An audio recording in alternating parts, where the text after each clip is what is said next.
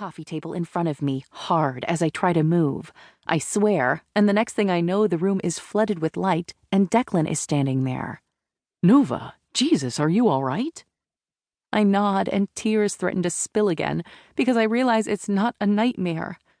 I did walk to Hawkins Lobster Shack by myself in a storm after getting the rent increase notice from my landlord. The increase I can't afford. What time is it? Almost midnight. I have to go home. I start toward the door, but get tangled in the blanket that dropped when I stood up so abruptly. I almost fall, but Declan jumps in front of me and catches me. Javi will be freaking out. He'll think they got me, too. I have to get back. I called your brother and told him you were here, Declan explains, still holding me by the arms as I struggle to right myself. I'm kind of pressed into his chest after my near tumble. He doesn't seem to mind, but it seems inappropriate. I promised him I would drive you home as soon as you woke up. Why did you let me sleep? I can't help but sound upset. Because you looked like you needed it.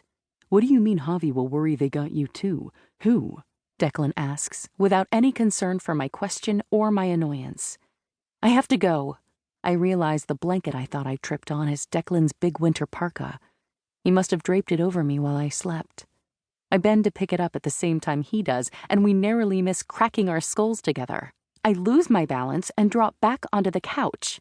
He swoops up his coat and tosses it onto the coffee table, then kneels in front of me, making it impossible for me to get up and try to leave again. Nova, something is wrong, isn't it? Declan's voice is calm and oddly reassuring. He's like how I imagine a therapist or a doctor would talk to an agitated patient. In fact, he reminds me of the only other person I've trusted with the truth, a pro bono lawyer from the college's resource center. You're our best employee, and although that hasn't changed, your face when you think no one is watching has. You used to hum to yourself and smile, and you never came in looking exhausted with puffy eyes like you've been crying. A lot. I stare at him. He puts his hands on top of mine, which are resting on my knees. I am stunned he's noticed me at all, let alone in such detail. Unlike his siblings Tara, Logan, and Finn, Declan keeps to himself. I know a lot of the staff thinks he's cold and unfriendly, but I haven't thought that. I had a feeling he was shy, and maybe even a little guarded because, as I found out from his sister, he has had some mental health issues in the past. I know how to keep secrets, Nova, Declan says to me, his voice even more soothing than before. I also know that keeping big ones to yourself can really break you.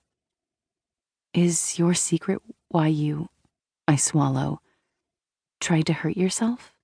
He nods simply, without hesitation.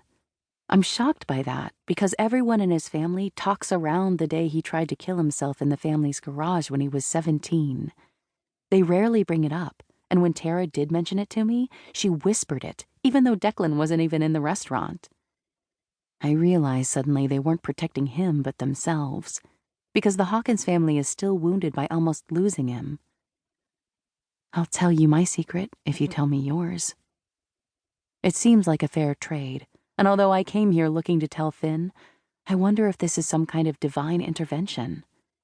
I've had a crush on Finn since the very first second I laid eyes on him.